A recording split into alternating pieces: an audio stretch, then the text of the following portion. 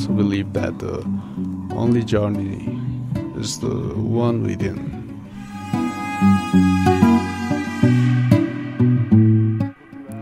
अनि आज धन्यवादका लायक छन् सबै जो यस यात्रा रूपी ब्रह्माण्डका ग्रह उपग्रहहरू भई चम्किरहेका छन्। स्मृतिमा रहेको सानो विगत पस्किने क्रममा कैद भएका पानाहरू खोल्दै बिस्तारै बिस्तारै बिस्तारै। अनि यसरी हामी चाहिँ सैलुङको डाँडातिर जाँदैछौँ। जात्रा लागेको छ नयाँ वर्ष 2081। त्यो समस्त नेपालीहरूमा चाहिँ हामी शुभकामना अर्पण गर्न चाहन्छौँ।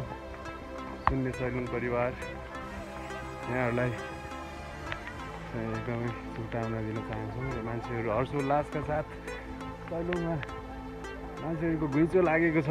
पर्यटकहरू 20,000 भन्दा बढीको सङ्ख्यामा आएको अनुमान गरिएको छ।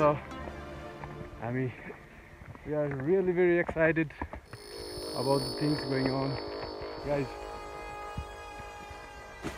जय हो।